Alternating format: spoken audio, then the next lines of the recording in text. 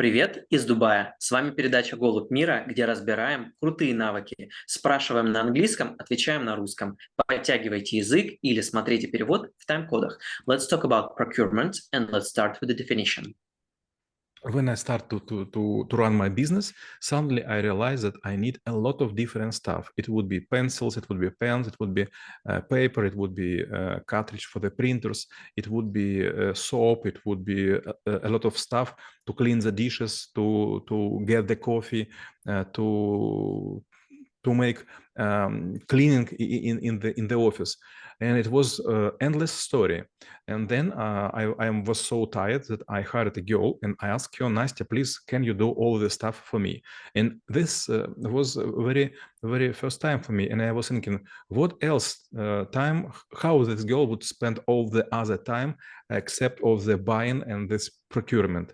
And suddenly I was looking at her, but she were always busy. She were making a calls, she were making something calculation. And after 1 week, I approach her and I ask, what are you doing all the week? Yes, okay, we have everything and I have no pain. So you are like my painkiller. Yes, thank you for this. But I was thinking to load you some other stuff, but I think you are always busy. And she showed me some tables. It was made not so well as I expected, but it was quite understandable. And she told me, these suppliers are very tricky. If you are used to buy in some supplier, for example, in the company ABC, something, they will grow by small steps all the prices, and in several months you will get a price above the market. And I told her I couldn't believe. It is a true story.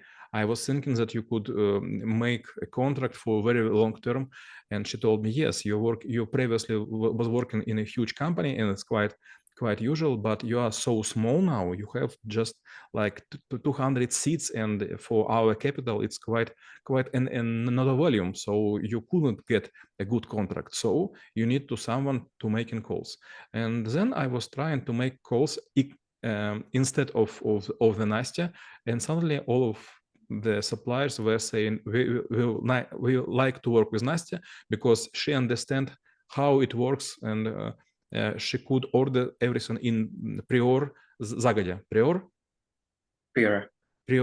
and then they all supported this girl that she were well qualified. It was my first time when I knew about procurement. Before this time, I was thinking I just will go to shop like Metro or Ikea or some other huge shop, and I will put everything in the basket. But sadly for me, it is appeared to be much more complicated.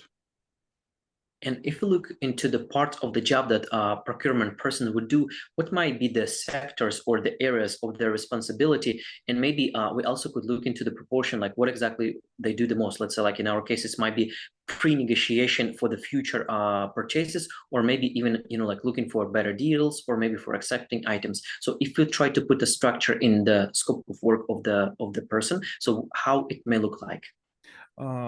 At the very first time, I was thinking that it is about how to place the orders and how to pay.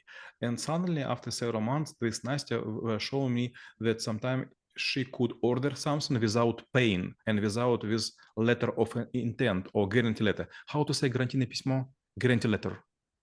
Warranty letter, probably. Warranty letter, yes. Yes, certainly. And it was for me like a shock. You got so many stuff, like for several $100 or even for several $1,000 without any pain by your word. And Nastya were telling me, yes, if you have a face, if you have belief in the market, it's quite usual. And sometimes, for example, our shops were already closed, or it was before long vacations or weekends. And Nastya was always able to get what she wants in time. It was about prediction, it was about calculation, it was about negotiations. Then when I was getting bigger and bigger, I started so-called tender committee. Is it okay to say tender committee? That's correct. tender committee, and I became the head of the tender committee in my bank and in my company. And then I learned a lot of different stuff. For example, I was so wondering that when you buying, for example, paper or petroleum, you are never going to say about quality. Quality should be placed out of brackets. You think about just payment conditions, amount, and who store and who deliver it and when. And what might be the pitfalls or like things that could be considered as the hiccups on the road of like smooth riding when we're doing the procurement? Because there obviously might be so many things that we will need to consider or may not to consider, which could be actually backfire to us later. Very nice question. I will give you just direct example. This about person which stay in the same city where you stay, and this person working in marketing in my company, and this person bought a lot of USB flashes for 60 gigabytes. It was like 10 years ago, maybe 12 years ago. And it was a really huge USB flash drives, and everyone wants to have it. And it was so fancy. It was a so sweet corpus. Body. So sweet body that everyone was looking and thinking, oh, I want to drink on my saliva, but I want to have it. And I was presented by this USB flash drive, and I was so happy.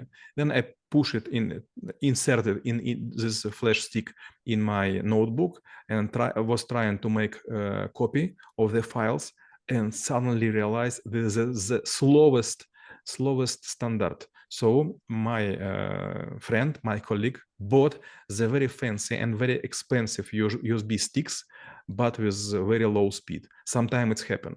It was a time when I was conducting tender for petroleum, and suddenly after we choose the supplier provider, my personal driver approached to me and was trying to talk. Oleg, what are you doing?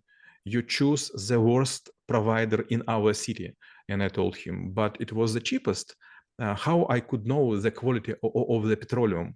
And the same was with drinking water, the same was with paper. So first you should know some rules, some conditions, some indicators, not to allow bad product and bad suppliers come to your tender competition. And when it comes to looking into the contracts or like into the terms and conditions, as you mentioned before, for specific suppliers, like what kind of things you need to pay attention to in order to make sure that it's not going to be, like something that will be burden for your company? And how often you also, like when you're reading those contracts, how often or how attentively you should listen to like competitors or like your colleagues in order to make a right impression, to make a right decision? I was trying to meet with some rules. First rule, I was telling to everyone, if you are able to buy the product for the same price, which are usually spread on the market, you do nothing. Just fools buy something for its price. You should be at least 10% cheaper. That was the first. Second rule was, if you are trying to obtain a new price and you are happy with this, give me a chance, I will make a call. And if I will get 1% less, you will be punished. And third, always talk about the less amount of prepayment. So we should pay чем позже, тем лучше. The later, the better. The later, the better. Yes, thank you. And my last question will be how knowing about procurement would help make this world a better place. We were talking about this for several times. If you are small, you should think as a big.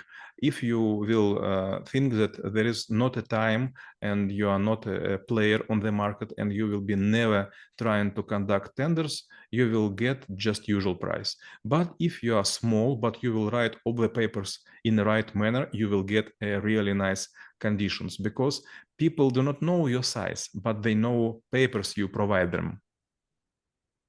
А мы рассмотрели навык закупки и чем он полезен именно вам. Всем мира!